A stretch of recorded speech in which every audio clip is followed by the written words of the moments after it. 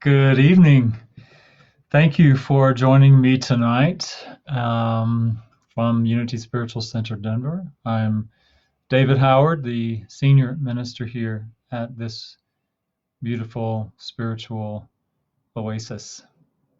I want to begin tonight by playing a song by a friend who is an amazing songwriter, singer, spirit, presence, Denise Rosier. And this is a song called I Know God. And I think it's appropriate for what I want to talk about tonight. So I just want to play that for us as we begin our gathering tonight.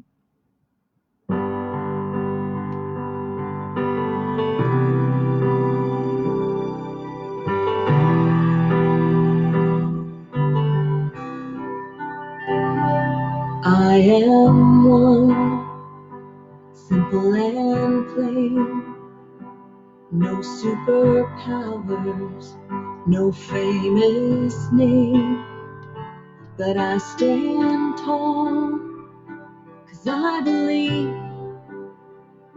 something greater has come alive inside of me.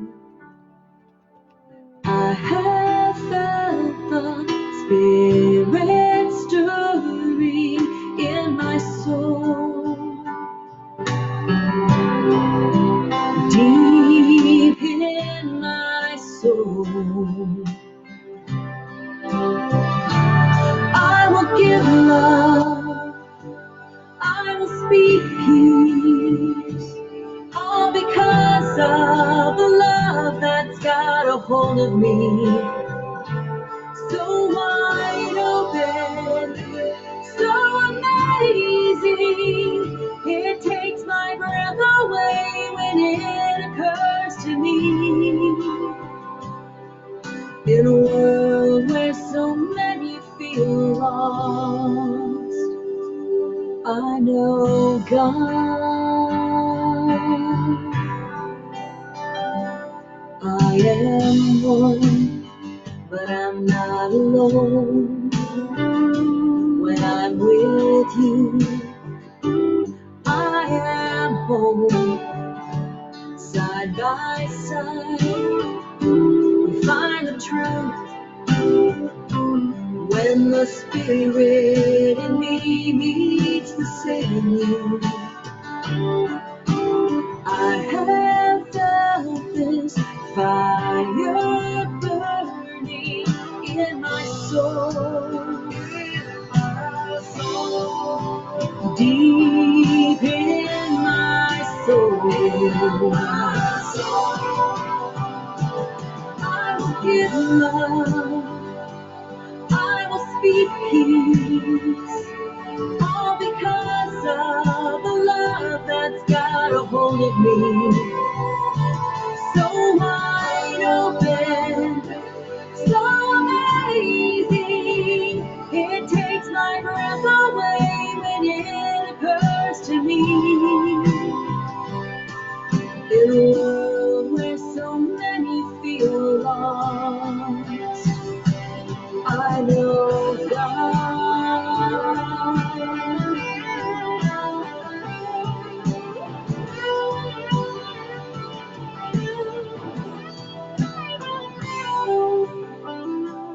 I will give love, I will speak peace, all because of the love that's got a hold of me. So wide open, so amazing, it takes my breath away when it occurs to me. In a world where so many feel lost, in a world where so many feel lost, in a world where so many feel lost, I know God. I know God.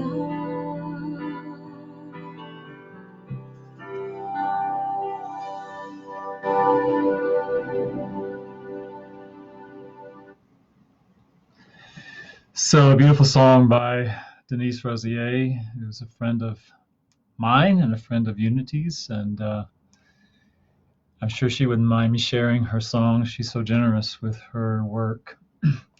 Um, so, thank you for joining me. I see a few of you here, Nancy and Josh and Jan and Emily. I don't know who else might be with us, but if you're here, thanks for being here.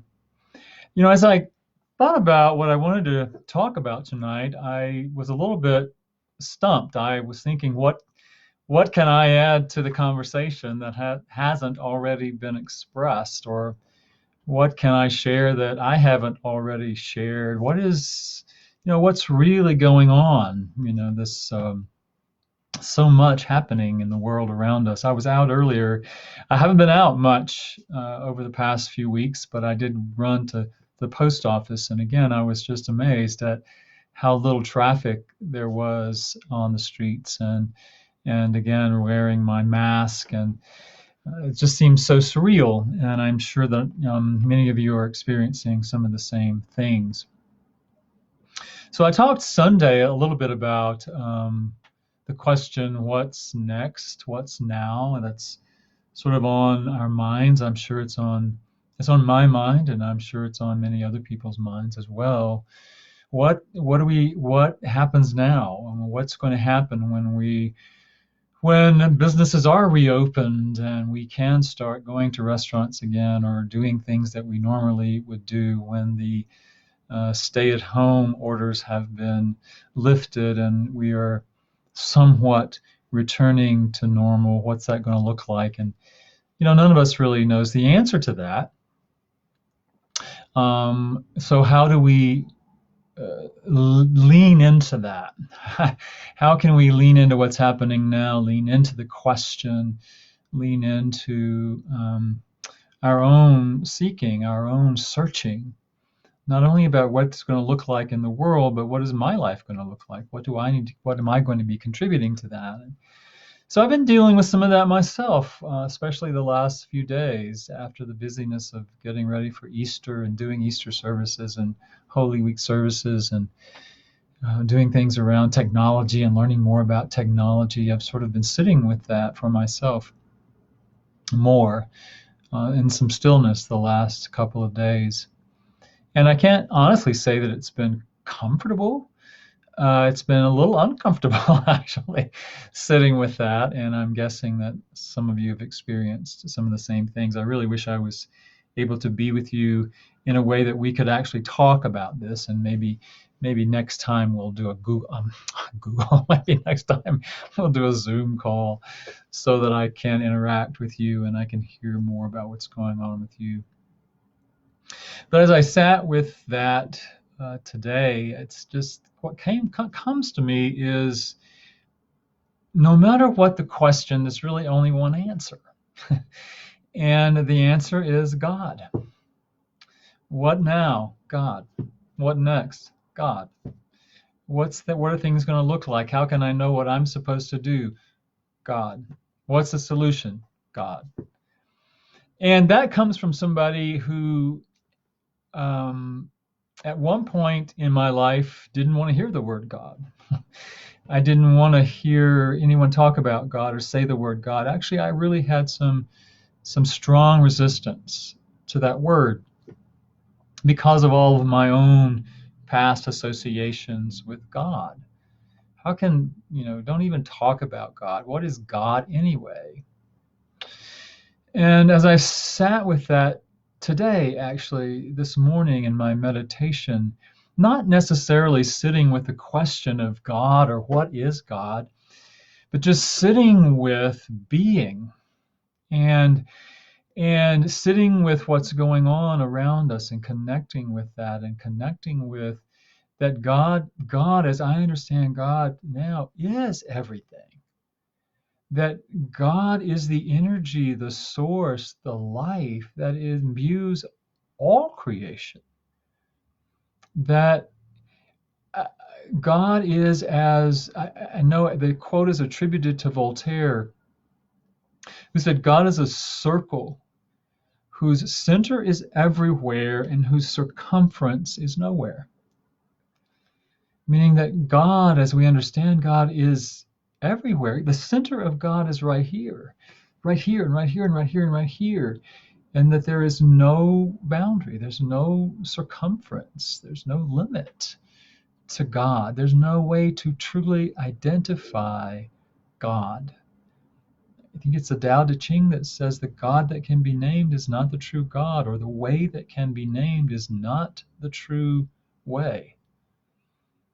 So it's hard for us to really understand or come to a way to speak and to understand God. But the idea that allness, life itself, the source of all that is right here, present. Tennyson said, God is closer than breathing and nearer than hands and feet. Closer than breathing and nearer than hands and feet. And Paul in Acts says, in God we live and move and have our being. So all of that to me really speaks to that God is everywhere present. God is, and again, we use these words, God as omnipresence, which means everywhere. We say, I've heard it said in New Thought, there is no spot where God is not. And, what does that really mean? God is the allness that is everywhere present. It's not some being or some entity, some deity that happens to be able to bilocate or be present everywhere. And I think that's sometimes the idea that we hear, well, God is everywhere and God is watching you, and God is present everywhere, watching everything that goes around and controlling everything that goes on. And I think that's a mistaken understanding of what that means, but that the everywhere is God. And the everything is God. So it's a different way of looking at it. Not that God is everywhere or God is everything, but the everything is God.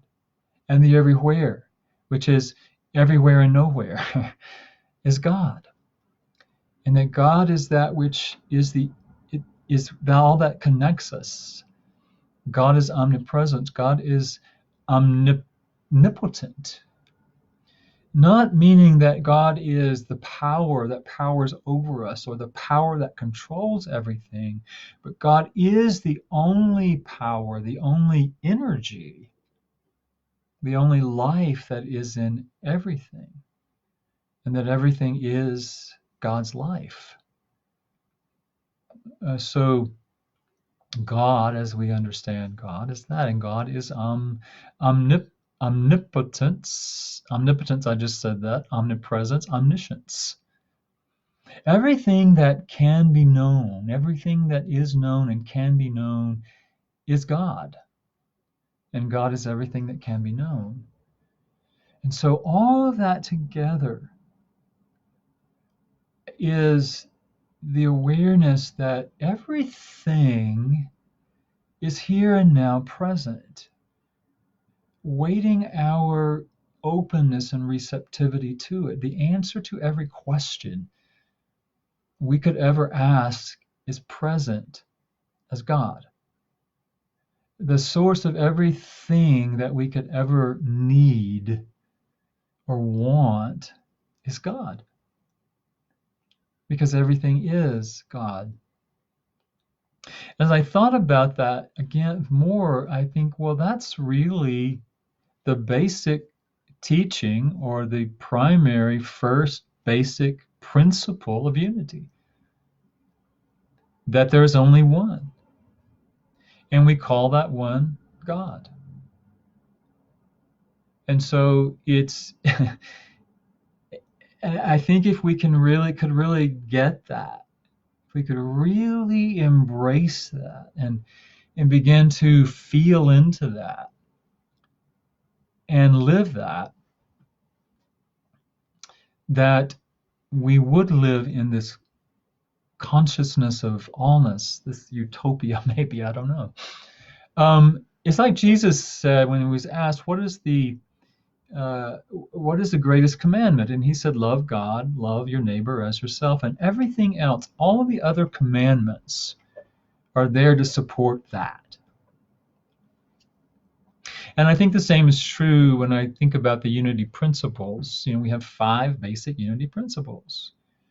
That God is all, that there is one power, one presence, one intelligence, one life, one energy that is everything, and everything is that life. And everything else that comes after that is simply a way to help clarify that and to understand that. Even that we are expressions of that life energy. That's the second principle of the unity 5 basic principles. We are that life expressing. And so is everything else. All human beings, all animals, all plants, all the water, all the air, all that is seen and unseen is God. And what we see in form is that energy, that life expressed out into manifestation.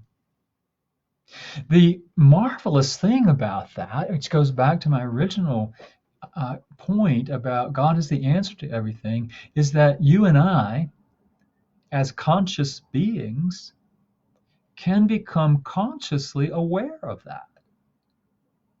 We can become consciously aware that we are God expressing. And as we become consciously aware that we are God expressing, then we receive or come into that place of what some call enlightenment, some call illumination. Traditional Christianity calls it salvation. But it is the awareness, conscious awareness of our unity. What unity, the movement of unity is all about, is that we are one. There is only one. And we can come into a conscious relationship, a conscious awareness of that. And in that, again, that is the answer. That is the solution. And in that conscious union, conscious communion, we find our answer. And we talk about that as part of our 5 basic principles as well. Prayer is what connects us to that. Prayer is in unity, removing our focus from the outer temporarily and going into that deep place of connection within us. Connecting with that divine energy, connecting with that divine presence, and allowing that communion or that union, conscious union, to inform us of the answer we're seeking, to tell us what now or what's next, or what's the solution to any problem that we might be facing, or any question that we're holding is here, as we open ourselves up to that conscious awareness. And so prayer is an opportunity for us to do that, to find that answer. And so it's important for us to know what we believe about God, and to know what we believe about our relationship to God and relationship in God as God expressed out into form. Because I believe that, again, our answers are there, but I also believe that a belief in duality, a belief in separation, is a cause of much of the suffering in the world, individually and collectively. As long as we believe that we're separate from God, or that somehow we are existing out here on our own without the support of all that is. There's fear in that. There's dread. There's worry. We believe that we are separate from each other, and then we act out of that, and we do harm to each other. We do harm to our planet because we believe that we're separate. And even another level of that is that, and I was taught this in the Baptist church, is that because the belief in separation is one thing, but the belief that we're not worthy is something entirely different.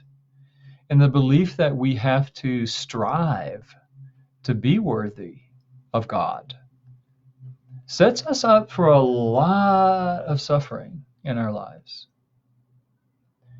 And so this belief in duality that is ingrained in us, I think, from very early on, that there's God and there's us, and that we have to reach for God. We have to seek God. We have to prove ourselves in some way worthy of God, sets us up for such pain and suffering in our lives. And so if we can get back to that place of, as Denise was singing about earlier, if you heard the song "I Know God," that's really the answer. It's the secret. It's the key to all of our problems, all of our issues. And I don't say that lightly,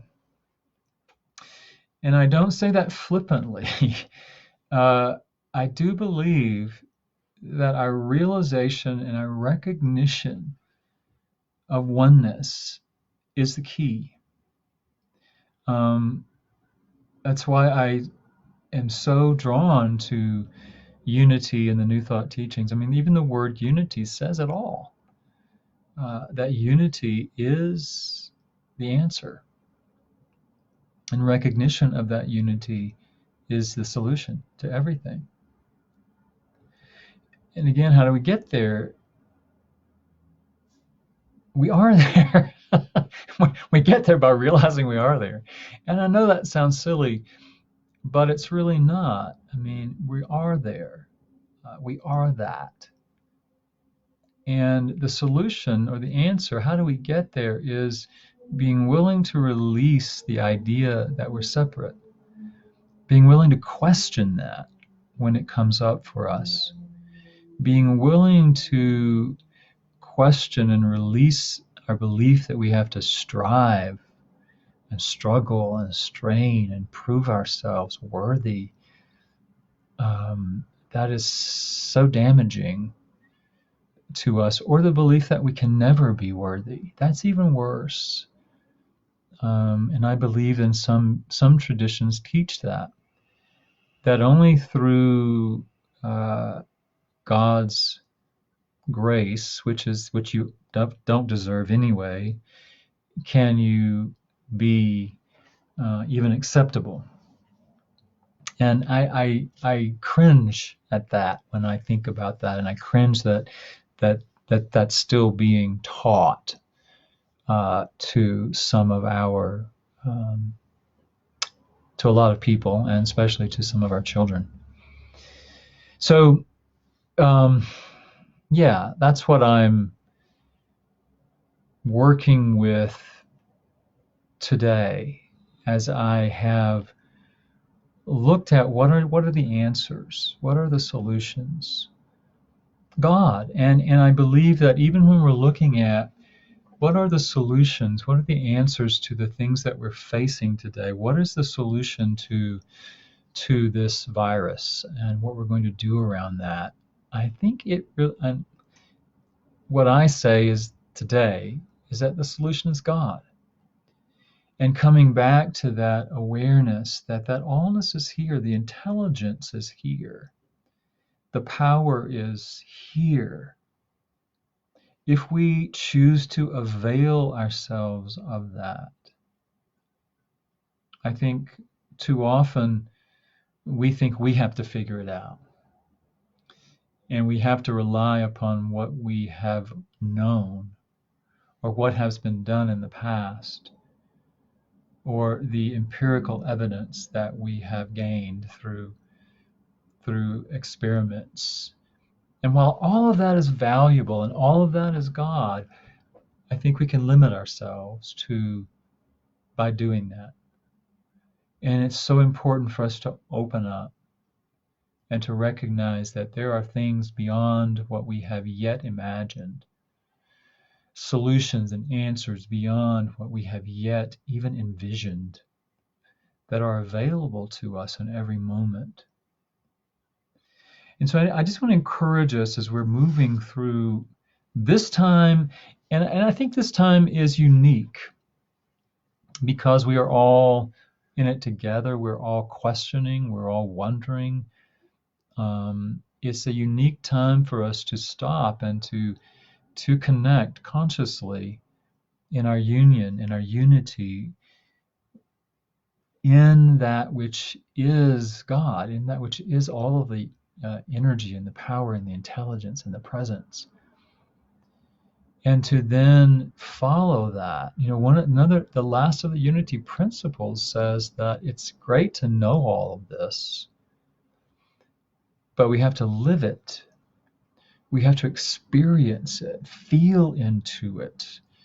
We get to have the opportunity to experience God and to experience our unity in that and to receive that. And then to be that, to take the action that we're inspired to take, to speak the words, to do, and to live that truth, to live the truth of unity. And that's important as we're talking about bringing that forth into the manifest realm. To know it on a spiritual level, to pray and to meditate and to align and to attune and to embody is the first step, and it's an important step, and it's something that we get to do. I was going to say we have to do, and maybe that's really closer to the truth. And then as we embody it, what we're talking about is embodying it in the physical world, in the physical realm, and then living it, being it through our actions. And that then we become the living solution. We become the living answer to the question. And we become those expressions, conscious expressions of God in the world. And so we become those who are bringing forth into this manifest realm that which embodies a higher knowing, a higher perspective, a higher love, if you will. So I think that's really all I wanted to say about that, probably more than I intended to say about that. But I hope that it makes sense. I hope that you can connect with that. I hope that it was meaningful. And that as we are given this opportunity to stop a bit, to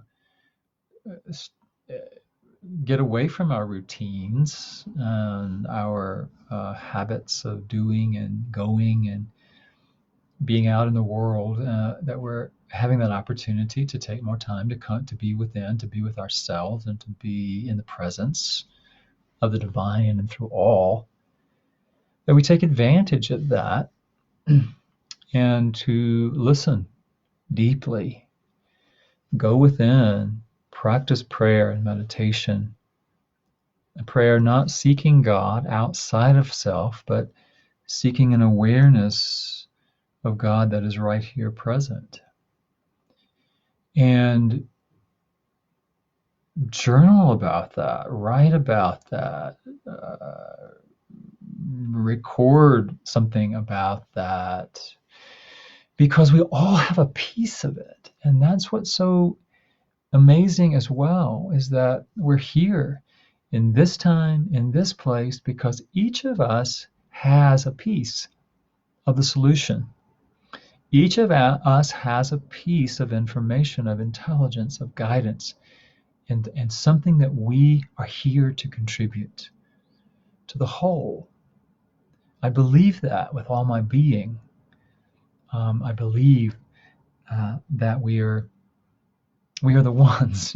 Maybe if you heard the song on Sunday that Stephanie Chang sang, if you didn't see the service, you can go back and watch it if you'd like. She sang the song about come together, and there's a line in this that says, "We are the ones we've been waiting for." And I believe that with all my heart, that we are the ones we've been waiting for, and we are the ones to bring that upon the earth. So I want to invite us to take a moment to practice that. And I want to invite you, wherever you are, to close your eyes as an outer expression of removing our focus from the external world, just for a time, to go within. As Jesus said, to go into your secret chamber and close the door. Close the door to the outer world and simply be present in the awareness of God. God that is the energy that is expressing as every breath. God as the life that is expressing as every heartbeat. God as the life that is expressing in every aspect of your physical being. God that is expressing as the chair that you're sitting on, or the sofa, or the floor. God that is expressing as the air that you breathe. God in everything, God as everything. Omnipresence, omnipotence, omniscience. Right here and right now. With the breath, just surrender into that, feel into that, as Charles Fillmore said, to feel after God.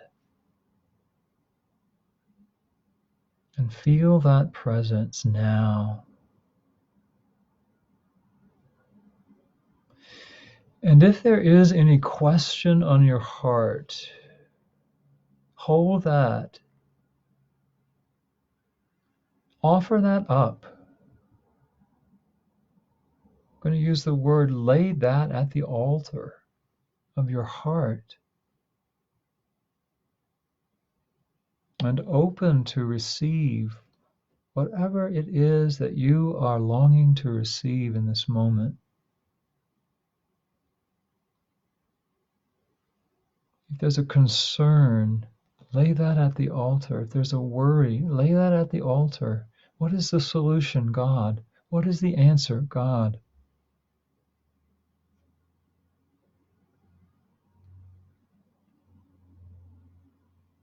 Just lay it down. You can always pick it up again if you want to. Just lay it down and open your heart to the message that is here and now present for you, and only you.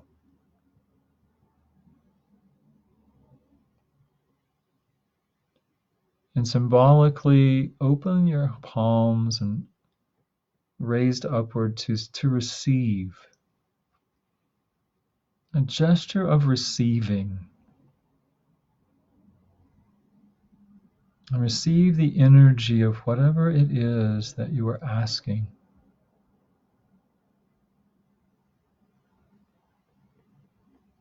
And then bring your hands together over your heart, bringing it into your heart awareness.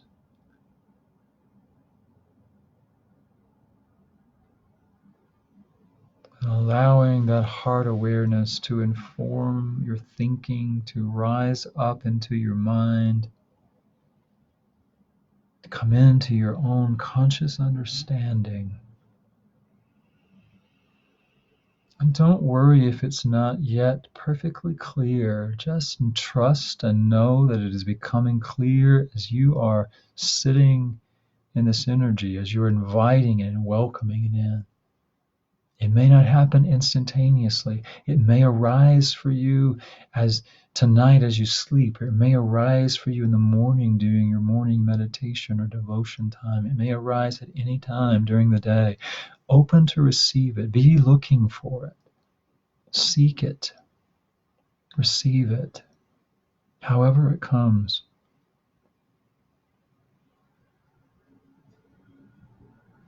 And so breathe into that, ground that, feel that.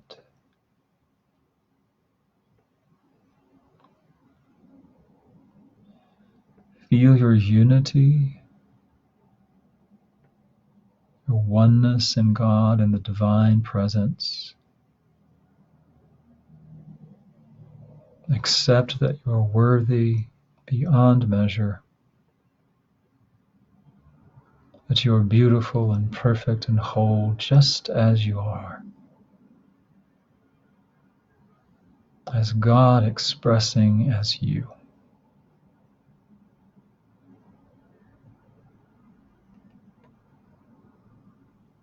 And take a deep breath. Feel your body. Feel your body alive with this energy and this awareness. Feel your mind being inspired.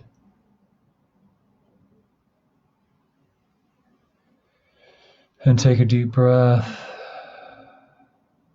Come back into this moment with great gratitude and appreciation for this time, this opportunity to come together. Even though we're not together in person, physically, we are together energetically in spirit. And together we lift each other up. And we are blessed as we bless. And so it is. Amen.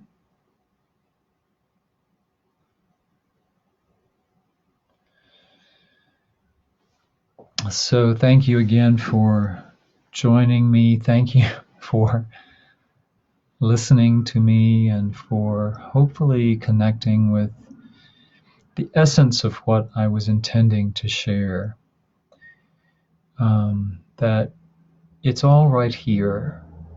We don't have to go seeking it. We simply open ourselves up to the realization of it. And so I invite you to do that, to know that, to own that, and to rest in that, especially when things seem to be so uncertain, when we don't seem to know. I want to encourage us to know that we know. We know what we need to know as we need to know it, and as we're willing to connect God. No matter what the question, that's the answer. I love you. I wish I could give you a big hug, but know that I'm giving you a virtual hug. And blessings to you, wherever you are, whatever you're doing with your day. Know that I love you, and my love goes with you. And if I can assist you in any way, please reach out to me. My email is david@unitydenver.org, and I will respond to you as soon as I possibly can. I want you to know I am here for you. So blessings. Have a good evening. Namaste. Bye.